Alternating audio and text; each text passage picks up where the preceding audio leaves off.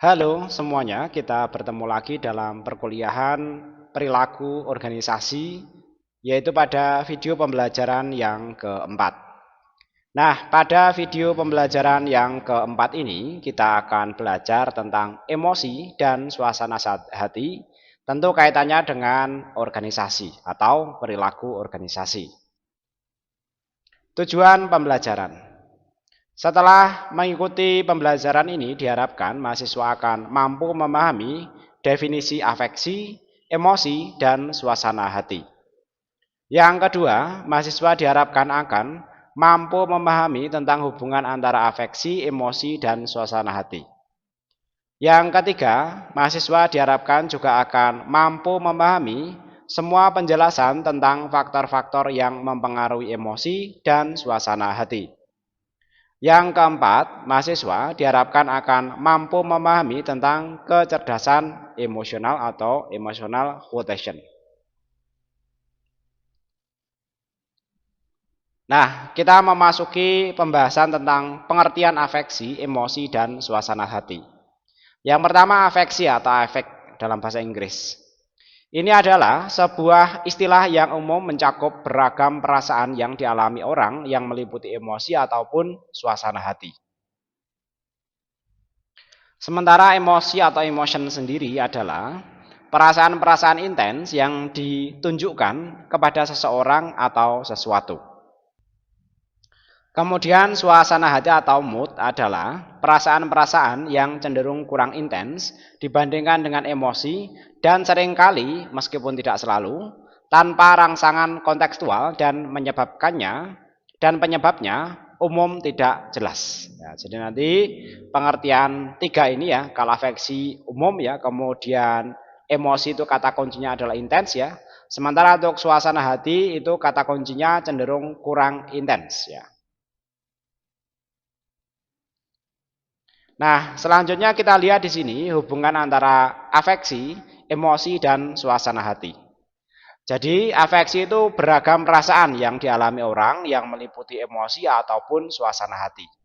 Dan nanti di sini bisa dibagi menjadi dua ya. Yang pertama adalah emosi itu sendiri.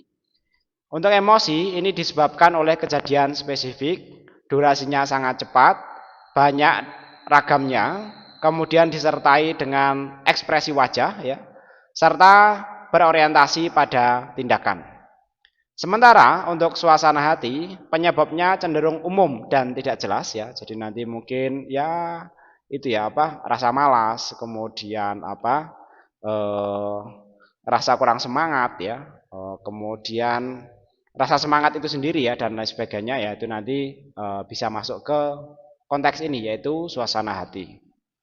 Untuk suasana hati nanti cenderung durasinya lebih lama, terdiri dari afek positif ataupun negatif, kemudian tidak diekspresikan pada wajah, dan bersifat kognitif. Selanjutnya kita pelajari mengenai ragam emosi ya. Jadi nanti mungkin secara visual ya bentuk-bentuk wajah emosi seseorang bisa dilihat seperti ini ya. Pengalaman emosional memiliki tiga komponen yaitu pengalaman subjektif, respon fisiologis, dan respon perilaku atau ekspresif. Yang pertama, emosi sukacita. Nah, emosi sukacita ini adalah perasaan gembira, puas, dan bahagia. Perasaan ini muncul ketika kita merasa senang, berhasil mencapai tujuan, atau mengalami momen yang menyenangkan. Kemudian yang kedua adalah emosi sedih. Nah, emosi sedih ini merupakan perasaan sedih ya. Biasanya yang biasanya muncul ketika kita melihat atau mengalami kehilangan, kekecewaan atau rasa putus asa. Saat mengalaminya tidak jarang seseorang akan mengeluarkan air matanya. Kemudian emosi marah. Emosi marah melibatkan perasaan kemarahan, amarah, atau kebencian. Rasa ini timbul sebagai respon terhadap ketidakadilan, frustasi, atau serangan terhadap nilai-nilai personal seseorang. Yang keempat, emosi takut. Perasaan takut muncul ketika kita merasa terancam atau khawatir akan bahaya atau potensi kerugian. Hal ini memicu rasa cemas, takut, dan gelisah. Kemudian emosi cinta. Rasa cinta melibatkan perasaan yang dalam terhadap orang lain. Emosi ini berupa rasa kasih sayang, rasa hormat, perasaan romantis atau kedekatan emosional dengan seseorang. Kemudian yang keenam, emosi jijik. Emosi ini muncul ketika seseorang merasa terganggu, tidak nyaman atau muak terhadap suatu objek atau situasi. Misalnya rasa mual terhadap bau yang tidak sedap atau rasa jijik terhadap makanan atau benda-benda tertentu yang tidak disukai. Yang ketujuh adalah emosi kagum. Perasaan kagum melibatkan rasa kagum atau terpesona terhadap sesuatu yang mengesankan atau luar biasa. Ini bisa timbul ketika seseorang melihat keindahan alam, prestasi seseorang atau keterampilan yang mengagumkan. Yang kedelapan adalah emosi kebingungan. Biasanya emosi ini muncul ketika kita merasa tidak tahu apa yang harus dilakukan atau sulit memahami suatu situasi. Nah, berikutnya kita pelajari mengenai aspek emosi. Nanti ada 3 ya, ada biologi emosi, intensitas emosi, dan frekuensi serta durasi emosi. Yang pertama mengenai biologi emosi. Biologi emosi berasal dari sistem limbik otak atau himpunan struktur otak di kedua sisi talamus, tepat di bawah cerebrum yang mendukung berbagai fungsi seperti emosi, perilaku, motivasi, memori jangka panjang, dan penciuman. Ini fisik ya di otak kita.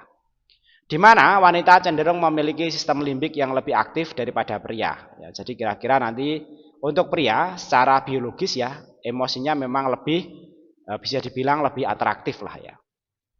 Kemudian intensitas emosi.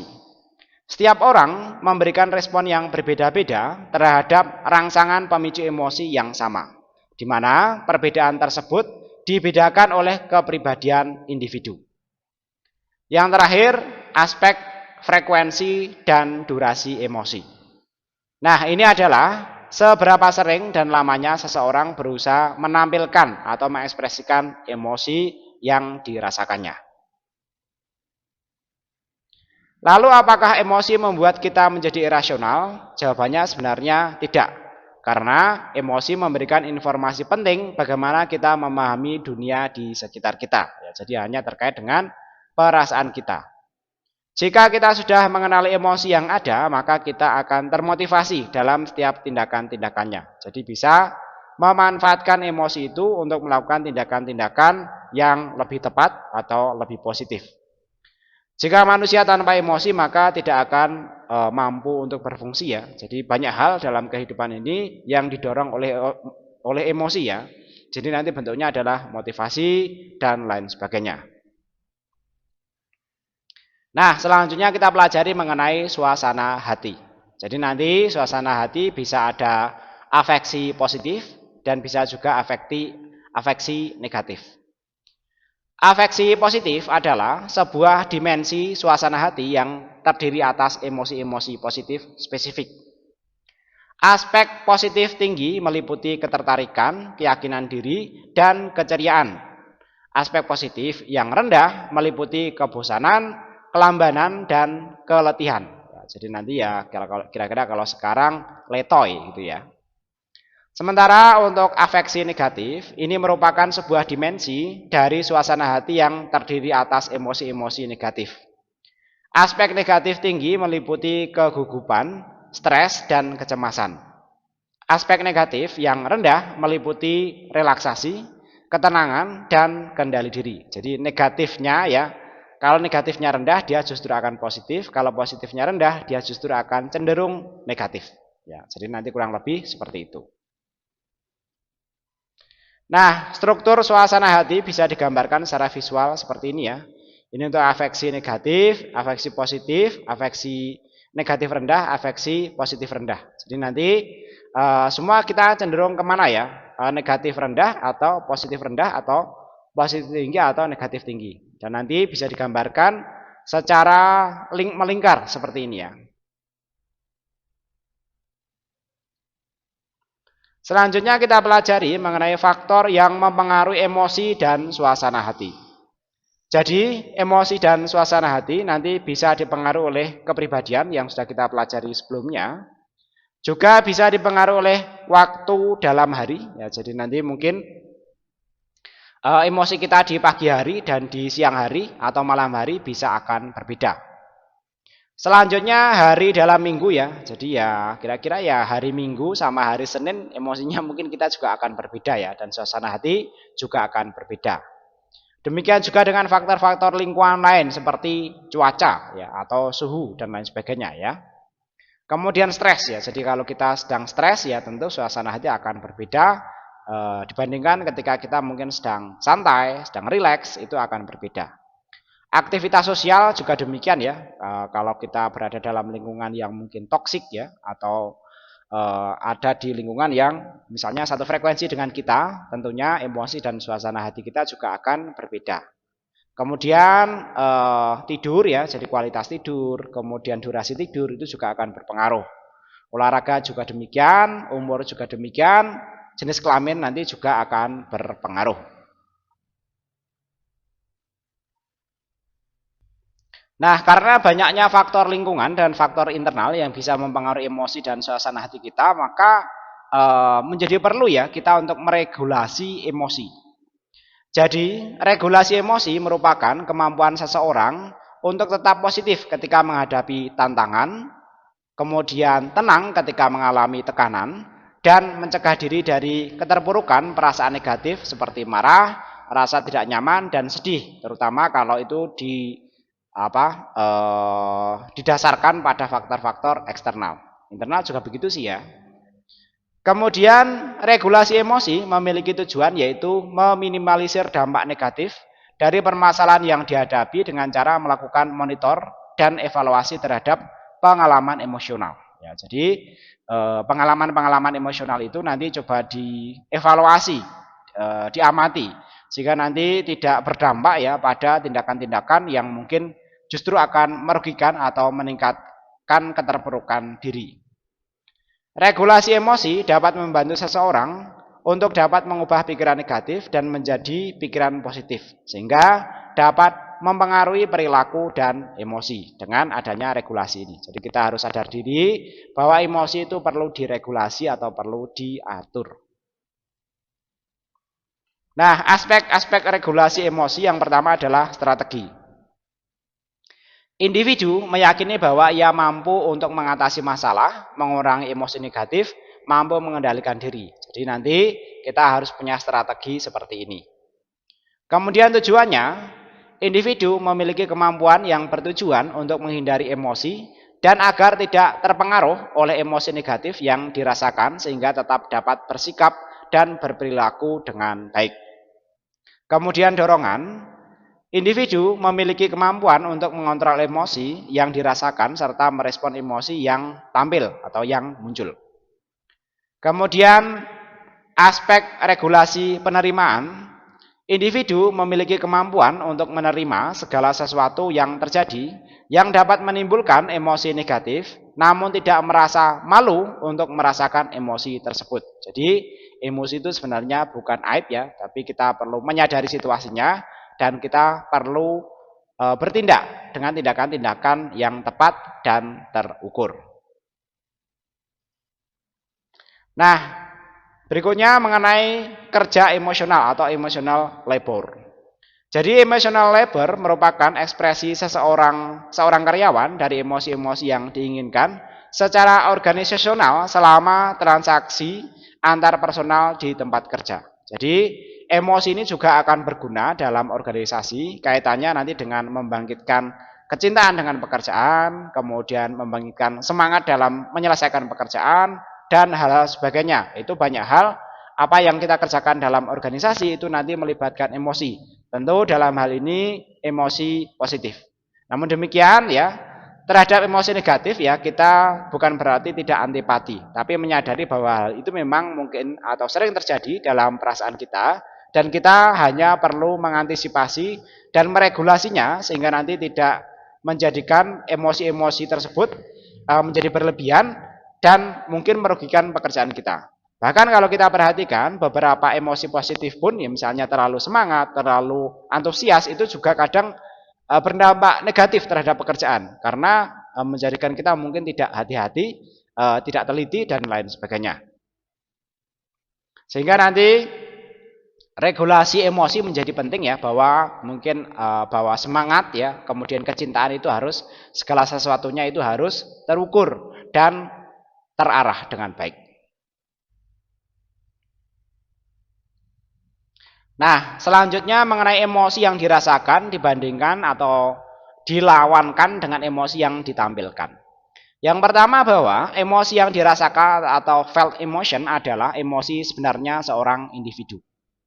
Yang kedua, emosi yang ditampilkan atau displayed emotion ini adalah emosi-emosi yang diharuskan secara organisasional dan dianggap sesuai dalam sebuah pekerjaan tertentu dan bukan emosi bawaan tetapi emosi yang dipelajari. Ya, misalnya ekspresi, kalau misalnya di bagian orang yang menerima pelanggan itu kan bisa harus menunjukkan keramahan, kemudian senyum, kebahagiaan ya, kemudian keceriaan wajah, itu nanti yang harus ditampilkan sebagai bentuk emosi yang terlihat positif terhadap pelanggan dan lain sebagainya, yang terutama perlu yang dalam bahasa saya adalah manipulasi emosi atau emosi-emosi yang nanti ditampilkan ke orang lain. Nah, emosi yang ditampilkan ini memang sih merupakan emosi palsu ya. Tapi ini penting nanti dalam kaitannya dalam pengelolaan organisasi. Yang pertama, berpura-pura di permukaan atau surface acting. Ini adalah menyembunyikan perasaan terdalam seseorang dan menghilangkan ekspresi-ekspresi emosional sebagai respon terhadap aturan-aturan penampilan. Nah, contohnya customer service bank harus tersenyum ya setiap kali berinteraksi dengan nasabah. Ya, ini menjadi saya kira umum ya di kehidupan kita sehari-hari. Kalau kita bertemu dengan teller bank ya atau service bank, itu memang semestinya menunjukkan emosi senyum. Kemudian yang kedua, berpura-pura secara mendalam atau deep acting. Ya, jadi nanti ini juga diperlukan dalam kasus-kasus atau pekerjaan-pekerjaan tertentu. Ini adalah berusaha mengubah perasaan mendalam seseorang berdasarkan aturan-aturan penampilan. Misalnya bidan harus merasakan sakit seorang ibu yang akan melahirkan ya, sehingga nanti terjadi ikatan batin, kemudian motivasi yang bisa masuk ke ini ya, ibu yang akan melahirkan. Ya, jadi hal-hal seperti itu juga itu ya sangat diperlukan ya, emosi yang mendalam walaupun itu ini sifatnya berpura-pura atau manipulasi. Selanjutnya kita pelajari mengenai kecerdasan emosi. Jadi, kecerdasan emosi merupakan kemampuan seseorang untuk mendeteksi serta mengelola petunjuk-petunjuk dan informasi emosional. Kecerdasan emosional tidak hanya berfungsi untuk mengendalikan diri, namun juga untuk mencerminkan bagaimana cara mengelola ide, konsep, karya, atau produk sehingga hal tersebut diminati oleh banyak orang. Jadi nanti ketika kita mendesiminasikan atau menyebarkan ide-ide kita, itu kita juga harus memperhatikan aspek emosional. Jangan berlebihan ya, yang terlihat lebay, terlihat alay ya. Tapi juga harus memperhatikan bagaimana sih kira-kira respon emosional dari orang lain, sehingga nanti ide-ide kita ya mungkin tidak terlalu bagus, tapi kalau itu bisa diterima oleh orang lain, biasanya akan sukses. Nah, selanjutnya tujuan pembelajaran emosi ya. Yang pertama, faktor otak. Ini nanti mengungkapkan bagaimana otak telah memberikan tempat yang istimewa bagi amigdala atau sekelompok saraf yang ada pada sistem otak. Ini nanti memiliki tugas untuk menjaga emosi, menjaga yang mampu membaca otak, dan sebagainya. Kemudian lingkungan keluarga. Lingkungan keluarga berperan sebagai wadah untuk mempelajari emosi. Dalam lingkungan tersebut, seseorang akan belajar mengenai bagaimana perasaan diri sendiri dan bagaimana anggota keluarga menanggapi perasaan tersebut. Selanjutnya lingkungan sekolah. Setelah lingkungan keluarga, lingkungan sekolah atau lingkungan ya mungkin RT, RW ya.